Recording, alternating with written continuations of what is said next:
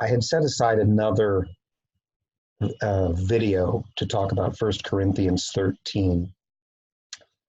But rather than read it to you, I want to read something that G.K. Chesterton wrote, at least a part of this.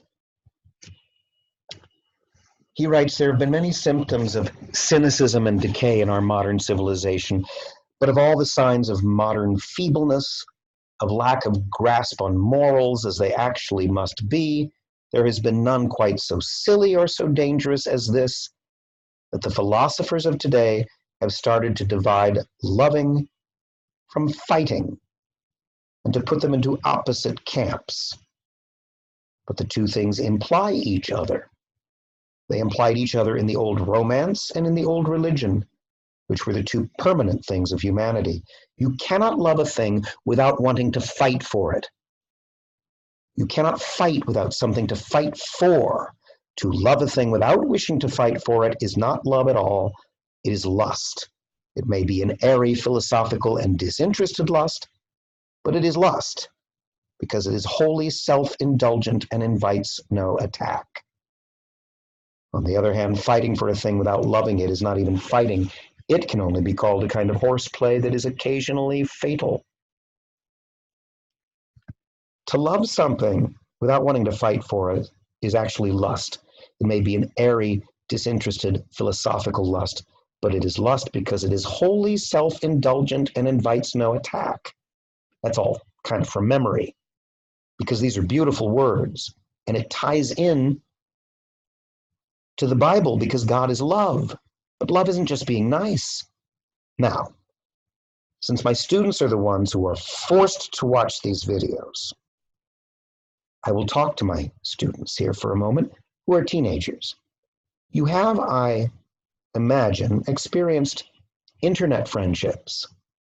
Sometimes texting, direct messaging, social media can set the stage and set an environment and facilitate a kind of false intimacy, faux friendships, pseudo friendships, even where people share quite a bit with one another. But you sometimes will find when the chips are down that the distancing involved in electronic media friendships makes it very easy for one or the other of the so-called friends simply to walk away. Not to do the hard and difficult work of being loyal to a friend, of defending a friend, of fighting for the friendship.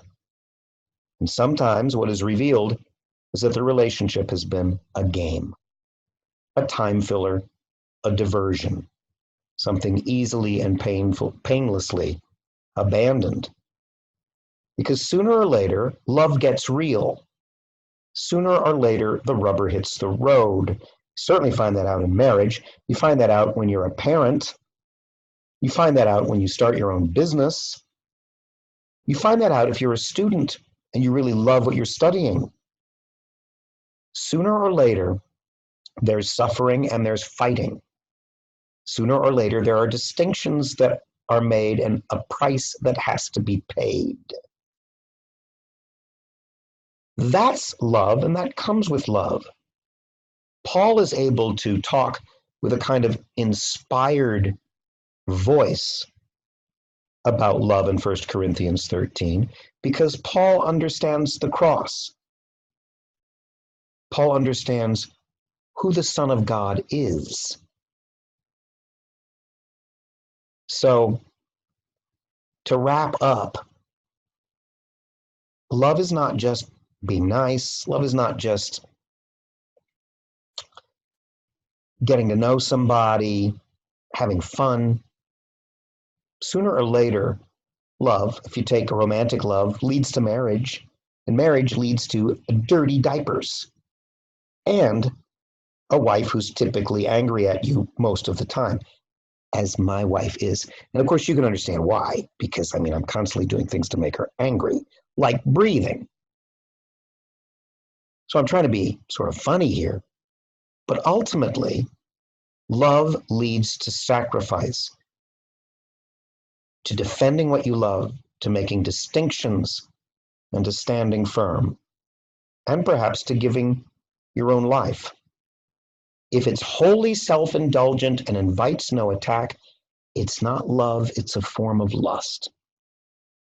And that, I think, is what we're seeing around us these days with the so-called new media, which isn't as new as it used to be. But we still don't understand how this stuff works, you know. People have not been able to communicate instantaneously via text message all day long, sharing their little intimacies until this time of history. And then we find out, what does that mean? Does that really facilitate friendship, or does it facilitate something that's only a pseudo or a faux or a false friendship? Well, with love comes the cross. Without the cross, it's not really love.